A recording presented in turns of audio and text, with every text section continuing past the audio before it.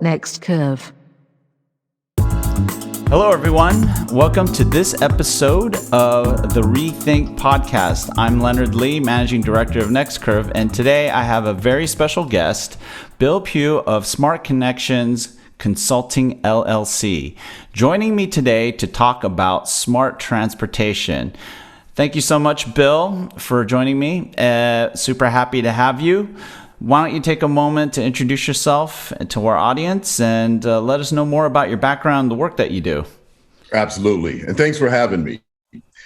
So Bill Pugh, co-founder and managing partner for Smart Connections Consulting. Before we get to what Smart Connections does, I'll give you a bit of background. I've been in the connected space for at least 20 plus years, 25 years, doing everything from smart grid solutions, where I was an early employee for Silver Spring Networks. I was in charge of the infrastructure. So that's everything from the meter to the tunnel termination routers in the data centers. Stayed with them for a while, built their distribution automation line of business, and then joined a company by the name of Sensity Systems, where they were a lighting retrofit company, and we built out smart lighting solutions and things like that. And they were acquired by Verizon. Following that, I started Smart Connections Consulting. I saw a real need in both the city and the municipality space, where if we were going to do anything smart, we needed to bring those two together. And it's taken a long time. And I think that we're finally getting there now. Ironically, being that I was from the Bay Area, first city that I got was Palo Alto.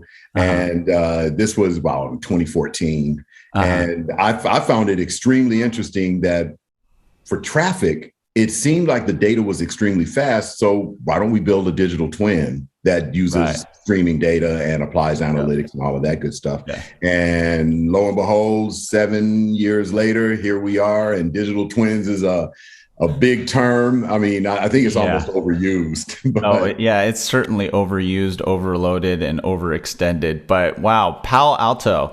So some folks might not know the traffic problems in the Bay Area, right? Especially at around 4:00, trying to get to San Jose International from Palo Alto. That's if you don't leave 2 hours earlier to arrive 2 hours early. Yeah. No, I remember back in the day when I was consulting for HP, it took me forever to get to the airport from Palo Alto, and it was really quite the disaster. But no, thanks so much for the intro. But hey, why don't you maybe speak a little bit about what you guys do at Smart Connections Consulting? Just make sure that our audience is clear on that. Sure. So we provide any number of services from strategy. So typically cities will talk to us about what they want to do, their initiatives over the course of the next 18 months to 2 years. Right. We'll help them put together a strategy. We'll help them build out their requirements.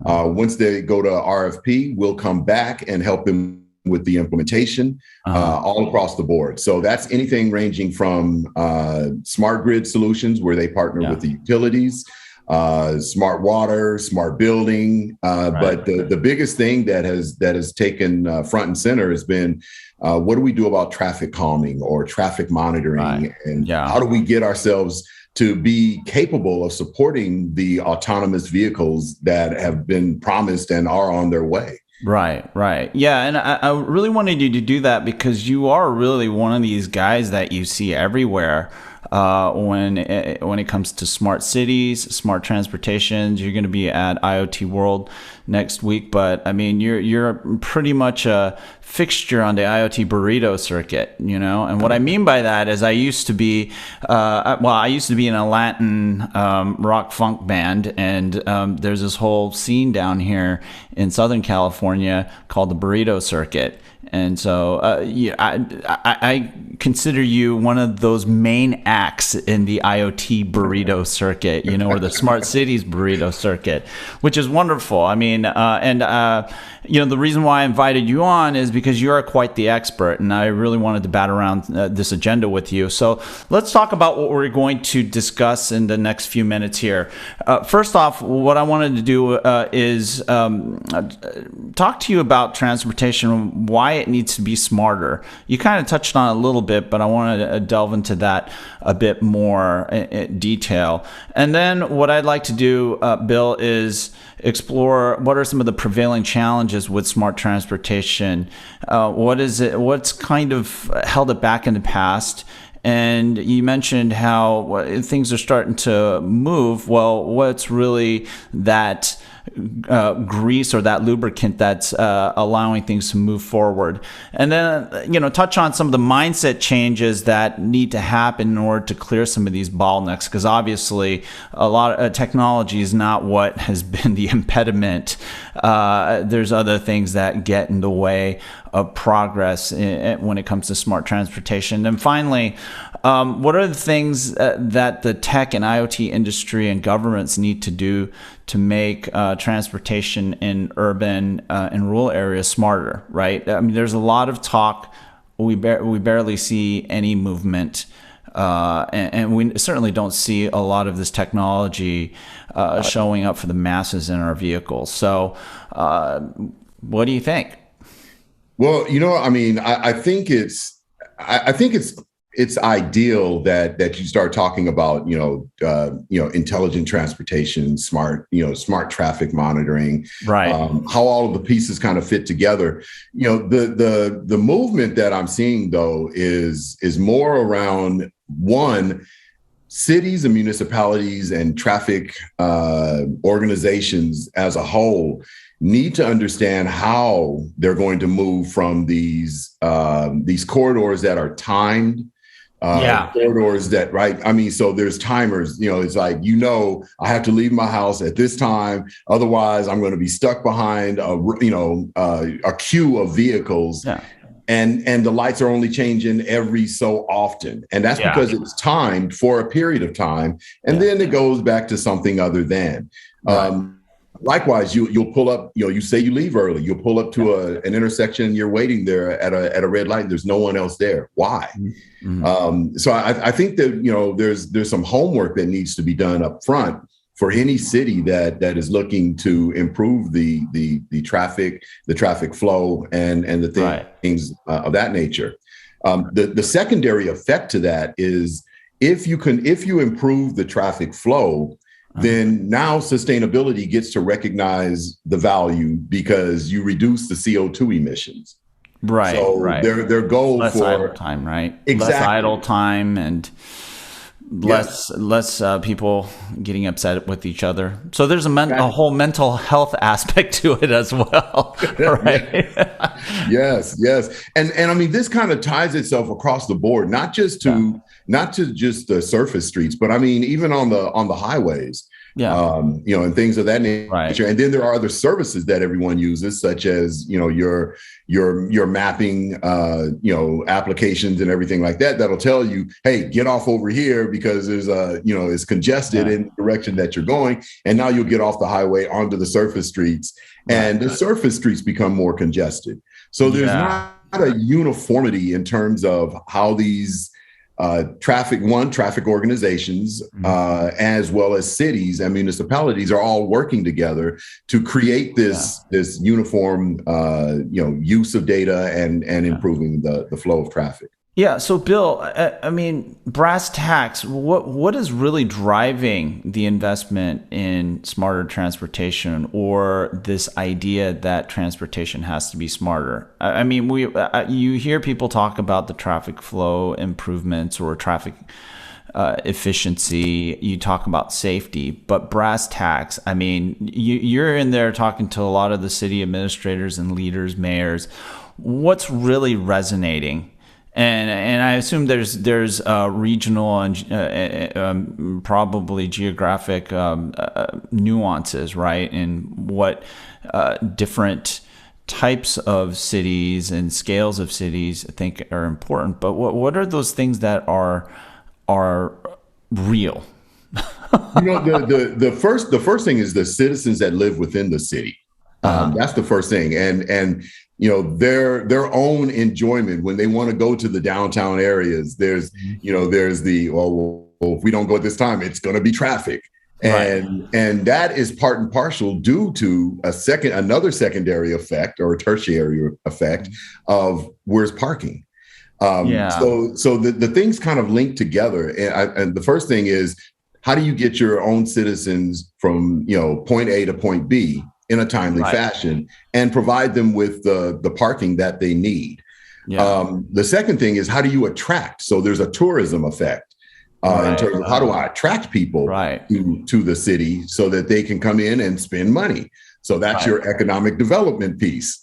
And then it's an overall initiative to provide a safe environment. So your Vision Zero initiatives and what causes these accidents and fatalities, and then how do I create a greener city in and of itself? Right. So everything is kind of cascading, and it does start with the traffic. Yeah, but it also seems to start with economics and the money. Yes. It's let's make it easy to get downtown to certain city centers where we can drive the economy there, and really make it convenient for the citizens, right? Yeah, to absolutely. access the city centers where a lot of commerce happens, and maybe a lot of jobs are there as well, right? Definitely, we don't want to be spending too much time in the commute, and it usually happens around urban areas, right? Dense urban areas. Exactly. Right? And you look at some of the smaller cities. Yeah. I mean, they may have an influx of people that come there, but the question is, well, if you come here and you work here, why don't you live here? Right. Yeah, exactly. And you say that a lot. Yeah. Which I think this is really a key insight that I think our audience should walk away with, because I think a lot of the smart city, smart transportation initiatives are being led, or at least starting to get led, by the sustainability mantra, as well as safety. But it almost seems like, I mean, if we're to be very dead honest, it still boils down to economics, right? Absolutely. Yeah. Absolutely. So that's great. And so you mentioned that all the smart transportation stuff, smart cities, is a long time coming, right? We've been talking about it forever, and it's almost a tiring exercise to attend these panel discussions and webinars, and you know what I'm saying, at conferences, real or virtual, about smart this and smart that around cities and transportation. But I mean, what are some of the prevailing challenges, the ones that you've seen as big bottlenecks, the big ones that has gotten us stuck, where all these fantasy PowerPoints never amounted to anything for all these years? The big thing that I see is there's no uniformity in terms of mindset. You can go city by city, and some cities have advanced traffic management systems. Yeah. Some cities don't. Some cities contract their traffic out, and it's managed and monitored by another entity. And there's got to be some coalescence around how we treat that traffic, how we treat that part of it. And again, that a lot of that comes back to some of your economic points. The city may not have the funds to actually have their own traffic management center. Right. They just can't afford. They can't afford the employees. They can't afford the overhead. They can't afford these things. Yeah. And so they contract it out. But in essence, what they've done is they've given the control of that over to a third party that then has access to that data and will monetize that data on their own, unless the city has made other arrangements. There's other economic challenges in terms of, everyone kind of looks at it and says, oh, well, you have traffic cabinets. Okay, well, how old are those traffic cabinets? Because Some of them I've encountered are so old that you can't plug anything in and get anything out of it. It is Yeah. literally dealing with voltages and timers and older, RTUs and things of that nature. So, we kind of have to start from the ground floor and say, Yeah. in order to do this, there has to be a capital investment made, and you Right. should be at this level, Right. immediately. So, So that's probably one of the biggest challenges that I see right. is, every city is at a different level, and we Yeah. need to figure out a uniform way to kind of get them up to a certain standard. Right. So it's like in the banking industry, the mainframe problem. The mainframe never died. It's still around, and you have a lot of legacy technology laying around that you have to continue to figure out, well, how do we continue to modernize on top of it? But it seems that based on what you're saying, the smart cities have that, or not so smart cities, or aspirational cities that are aspiring to become smart, have the challenge of dealing with a lot of this legacy legacy infrastructure and technologies. But you know what? So here's something that comes to mind, Bill, as you were speaking. It's not just about the city. If you look at, like, let's say the United States as a whole, one of the challenges that the transportation industry in general, and I include the automotive in that, is going to be facing is tremendous fragmentation, right? And one of the things that I've written about in that piece, and I think you've read it, right? Yeah. The future of transportation is that as we look to build out our smart transportation infrastructure, fragmentation is going to be a huge problem. And like what you're saying, each of the cities has different technologies that they're dealing with, different mindsets, different capabilities and aspirations. And that's going to be a problem, right? And so as we start to look at digitalizing the transportation for our cities and the rural areas, we have to think about digital, basically the maturity in a very holistic way. We can't just we can't expect that autonomous vehicle to solve everything, right? Which is, I think, Right. what the auto industry is doing. We have to also look at the infrastructure and how that evolves and how we can evolve it and advance it in a way where there is some kind of lowest common denominator that's going to be valuable, right? Because I think right now is just it's invisible and it's non-consequential. At least that's my impression, unless you think otherwise. No, I think you're right. I mean, the interesting part about that is it really does come down to, what is the city's connectivity? Right. That, bottom line, it really comes down to that. And not only that, but extending beyond the downtown, just like you said, beyond the downtown areas and into the rural areas, into the underserved communities. And how do you do that? The city has to, through private-public partnerships or through grants or through other means of funding, right, they've got to get themselves to a point where they have a backbone that is going to support all of these new solutions that they're going to want to employ over time.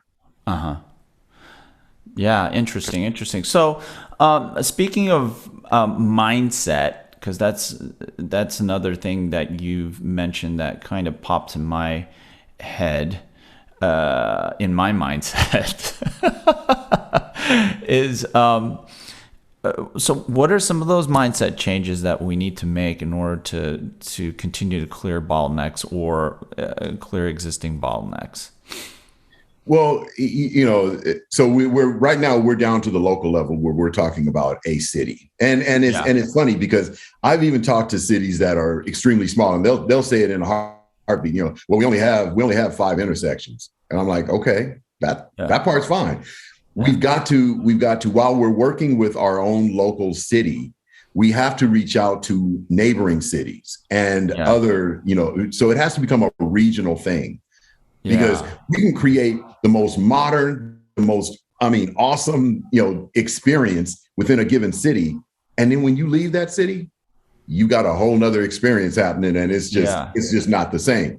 So how do we get that standard interaction in Right. such a fashion that I mean my experience in city A is the same as city B, city C, Right. and so on. Yeah. Yeah. So I mean, I think we've got to, you know, our leadership, right? You know, at the CIO level, at the CTO level, at the mayor's level, at the Right. governor level, it has to be across.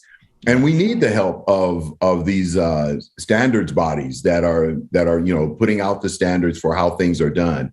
Some of them I agree with, some of them I definitely don't agree with because I feel like they're addressing the problem from the bottom up as opposed to Right. holistically. Yeah. You Yeah. know, and you know, some of it is technology led as opposed Yeah. to, you know, is this really going to solve the problem? Is this something that is extensible to the Yeah. next city? Right.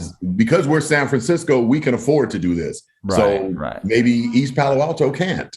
Right. Maybe, you know, other smaller cities can't.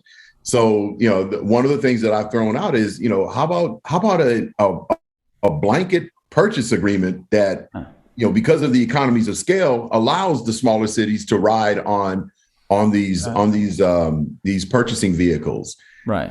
so that they can actually get the same thing. And how about coordination, city to city and region to Yeah. region, Yeah. where these things are happening? Now, I understand that there are conversations that are going on, but the conversations aren't leading to action. That's what I'm seeing. Right. Right. And so where you see that we're falling short on that execution or translating vision to execution? Because I mean, there's plenty of, I mean, you know, every single research institute consulting firm has come up with the holistic view, right? Where do you see these cities tripping up and not being able to take some of these visions that are expressed in these PowerPoints and bring it down into the street and benefiting citizens? Where are we really? I think it's in a lot of instances that I've seen, to be honest, it's a political thing.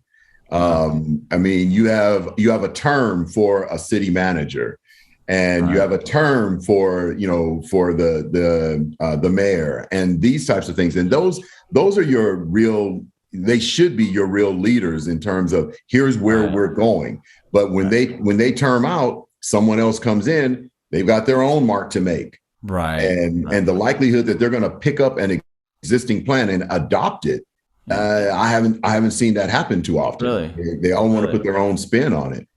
Well, I mean, how come the plan just can't be so good that it doesn't become a political thing? It just makes sense. It's something that you want to perpetuate, you know, and support.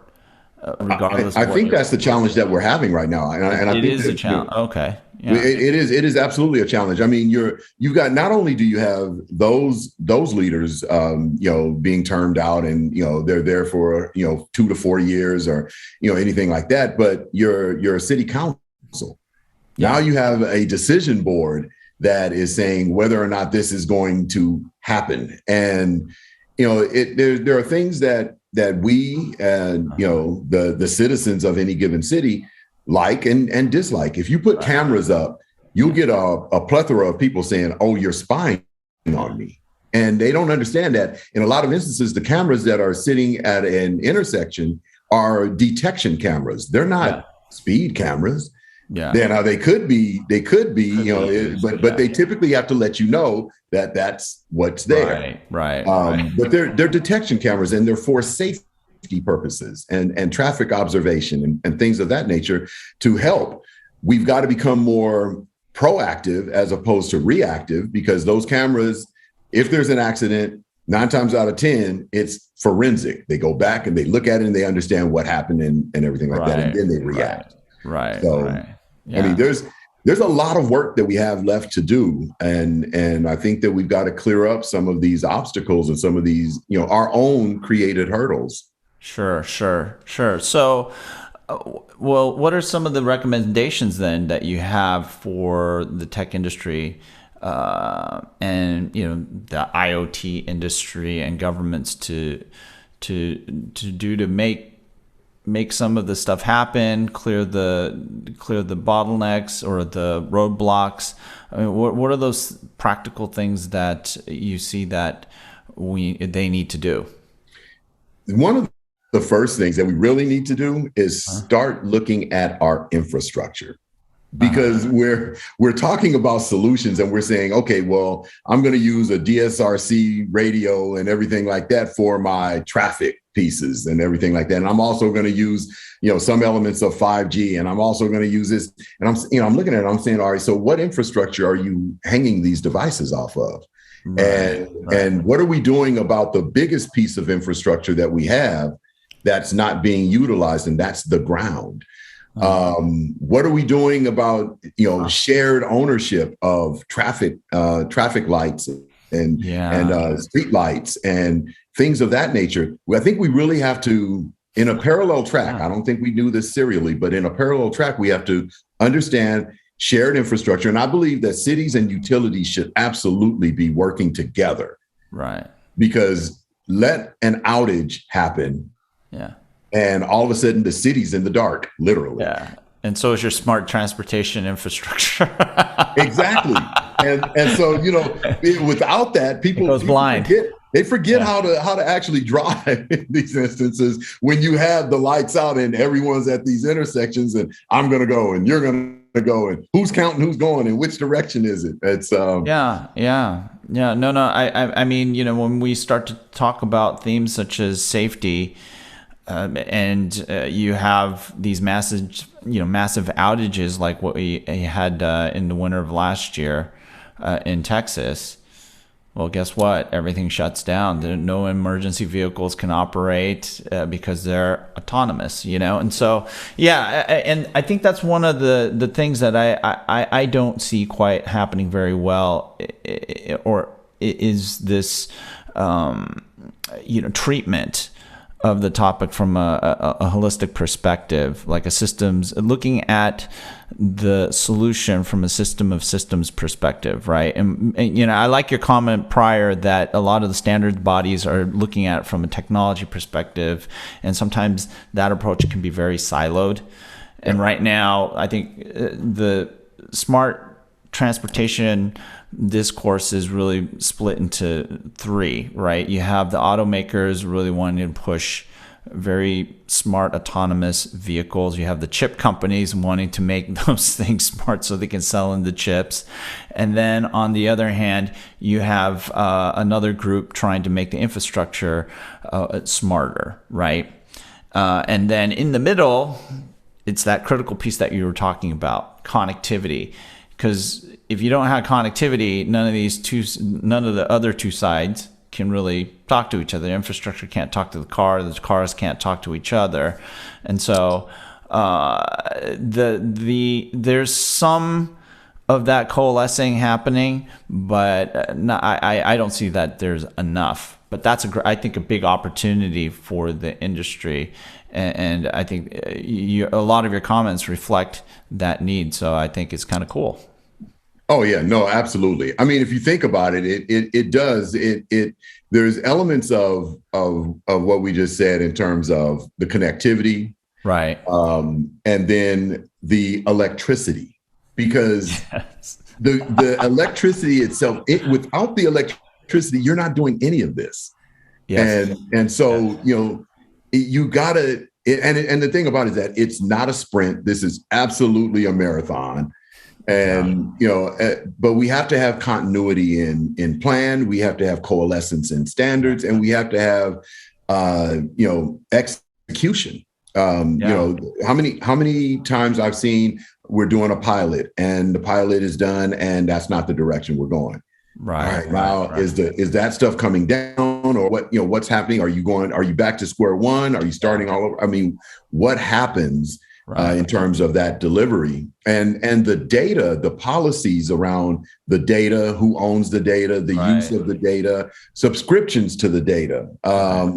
And lastly, but most importantly, the security of all of that. Right. Yeah. Right. No, that's it. This is all really great stuff. So another keyword that's popping out of this discussion is governance. Well, cities are supposed to govern. Yes. but you have to get the governance of this stuff correctly. And maybe that's part of this whole digital culture that a lot of folks are starting to bat around. I'm still trying to acclimate myself to the term, but it seems to be something a lot of people are talking about these days, is having, and I suspect part of that is having a quote unquote digital mindset. So whatever that means. Well, I mean, you look at the goals, right? We all hear these goals of the mandates of, everybody is to be, electric by 2030 or things of that nature. There's not everyone is going to be able to afford an electric vehicle.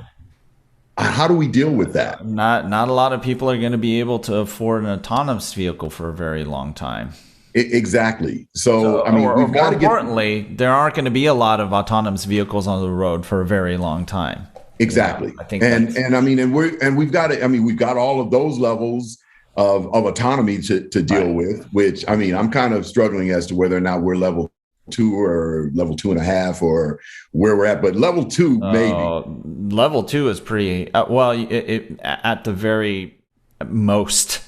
Yes. At the least, on average, we're like less than 1. Most cars are 0. Most cars are level 0.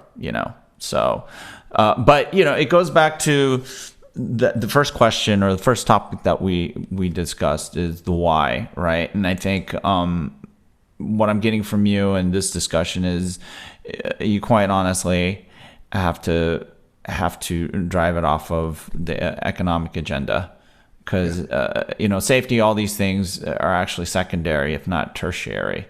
They're great talking points, but the investment doesn't happen, and like you said, politically, the justification can't really happen, because safety, it's really, really hard to sell that, just like it's hard to sell insurance, right? It sounds great, well, I mean, but nobody wants to pay for it. That's the circular discussion that you have, right? I mean, it's like, it's safety, it's public safety. Well, public safety is hugely important, but it's hard because you got competing requirements, right? And you really do. Any city wants to improve their economic development. Any city wants to improve their economic development, and in doing so, you now create a safer environment. Now create this interactive environment that's beneficial to the citizens. But you can't leave the citizens out of it. And when we talk about any of this, like I said, the electrification of anything, whether it be through a city that says we're gonna work to get electric vehicles for everyone, or the city itself and the municipalities themselves say, well, we're going to electrify our fleets. Okay, well, all of that is great, and how do you do that? Because now you're engaging the utility at that point. Right. And what are you doing to create a resilient city? That when you have an outage, you now have a means for your critical infrastructure to remain operational. Right. And I think that's a great concept and idea to close on here.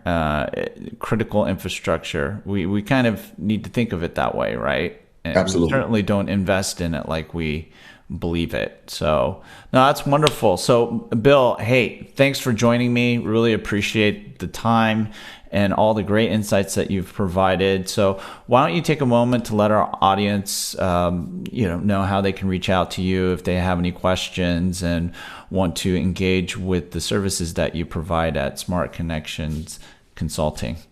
Sure. You can find our website, smartconnections.io. And you can find me on LinkedIn, as well as Twitter at Connect That City. We're happy to be here. Great conversation with you always.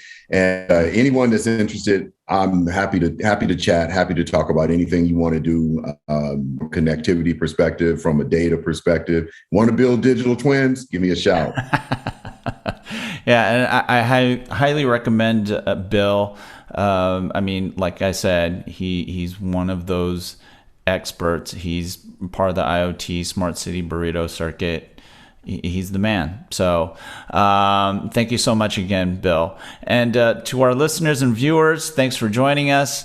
Don't forget to check our free research brief on the future of transportation, a system of systems perspective on the future of the car, available on the neXt Curve Rethink Research blog. Please subscribe to our YouTube channel and Apple Podcast channel, and visit us at www.next-curve.com. And until next time, be safe and stay healthy. Bill, thanks a lot. Thanks a lot. Cheers. Visit us at www.next-curve.com.